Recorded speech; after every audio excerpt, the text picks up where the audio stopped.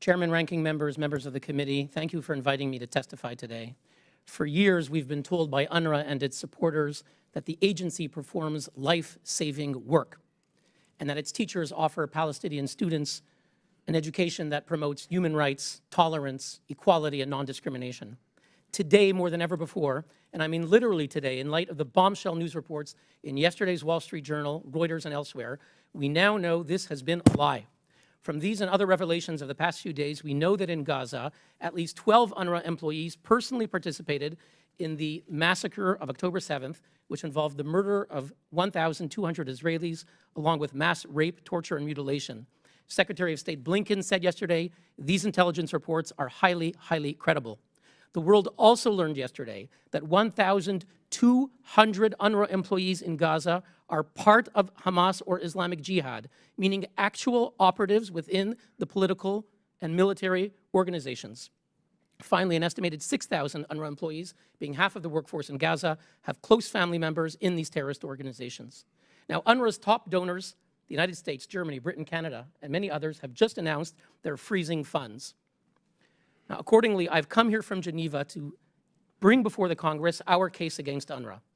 I've come here to ask the Congress of the United States, which is the largest donor to UNRWA at over $300 million a year, to not just suspend, but to end the funding for good, and to take the lead in dissolving an organization that is riddled with incitement to hate, involvement in terrorism, and the perpetuation of war. Members of the committee will find all of the evidence that I present here on our website at unwatch.org under the case against UNRWA. Now, on Friday, Secretary General Guterres announced that he was, quote, horrified to learn that members of his UNRWA staff were implicated in terrorism.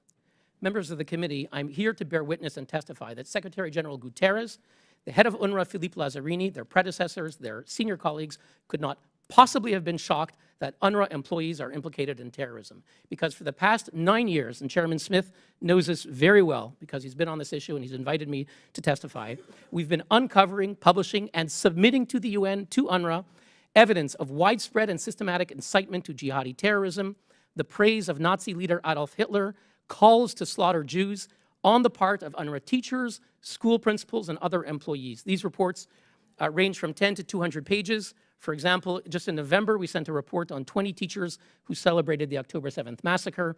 In March, together with Impact SE, we identified 133 UNRWA teachers and staff who promoted hate and violence in social media.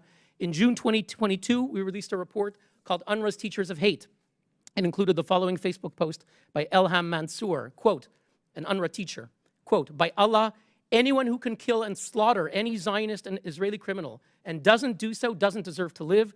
Kill them and pursue them everywhere. They are the greatest enemy. All Israel deserves is death. This is an UNRWA teacher statement on Facebook. We sent it to the UN. They did nothing. We sent them reports in 2021, 2019, 2017, 2015, numerous reports. They never contacted us for information. They refused our repeated written requests to meet to discuss the problem. They cannot say they didn't know. Mr. Guterres knew. The head of the UNRWA knew. The United Nations knew. They simply chose not to act. But it's much worse than that. From the beginning, their response to our reports was to attack us for doing the work they failed to do. If we look at Christopher Gunnis, the longtime UNRWA spokesman, he's now come back as a surrogate, giving interviews on Al Jazeera.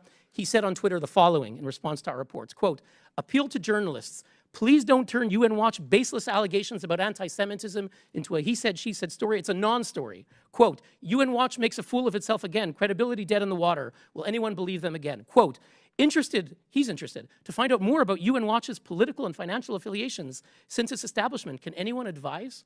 This was their response to smear the messenger. They are not interested in finding out the root problem of incitement to terrorism. In June 2022, when they had to suspend 6 out of 10 of their employees under pressure from the US, UNRWA Deputy Commissioner General Lenny Stensteth, who's now the Director General of the Norwegian Foreign Ministry, she informed donor states and put it on her website that, quote, the real intent of UN Watch, my organization, is, quote, to destroy and not build, and to invite conflict, not build a lasting peace. Now, the US and other donors have asked UNRWA to investigate and to ensure accountability. I can tell you for a decade, UNRWA has shown itself to be unwilling, unable, and unfit. Today, I wish to present our new report called UNRWA's Terrorgram, which I've handed to to each of the members, and it's on our website, unwatch.org. In this report, we document a Telegram chat group of over 3,000 UNRWA teachers in Gaza that is replete with messages, photos, and videos cheering and celebrating the massacre of October 7th. It includes, for example, Safa Mohammed al-Najjar on the morning of October 7th. She's an UNRWA teacher of computers in Gaza, an administrator of this Telegram group. She celebrated the massacre, posting videos. She praised the Hamas Mujahideen, the holy warriors, as they massacred, mutilated, and raped Israelis. UNRWA English teacher Abdallah Mejez shared a message from Hamas urging Gazans to stay put, to ignore Israeli messages asking them to evacuate for their safety, effectively doing the work of Hamas to ask Gazans to be human shields. This is an UNRWA teacher. Abdul Karim Mejer, in our report, an elementary school teacher, celebrated the Hamas terrorists, saying, quote, "May Allah keep their feet steady and guide their aim." When a group member wondered what these heroes, the terrorists, as they're perpetrating the massacre, what they were brought up on, Mejer replied, they imbibed jihad and resistance with their mother's milk. And a few days later, this UNRWA teacher asked he asked Hamas to execute their Israeli hostages.